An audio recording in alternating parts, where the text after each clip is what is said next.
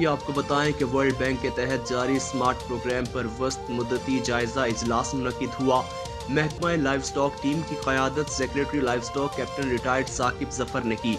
World bank کا programme برائے دیہی اور زرعی تبدیلی 2023 تک جاری رہے گا۔ اداراتی اصلاحات سے محکمہ لائف سٹاک مزید فعال ہوگا۔ سیکریٹری لائف سٹاک کے مطابق ورلڈ بینک وفد نے لائف سٹاک پنجاب کی مجموعی کارکردگی کو سراہا۔ اس پروگرام سے ملکی غذائی ضروریات پوری کرنے میں مدد ملے گی، جبکہ secretary livestock captain retired Saqib Zafar نے کہا کہ لائف سٹاک مصنوعات کی منڈیوں تک رسائی بہتر بنانا انتہائی اہم ہے۔ گوشت اور دودھ کی پیداوار بڑھانے کے لیے فوری مثبت اقدام کر رہے ہیں۔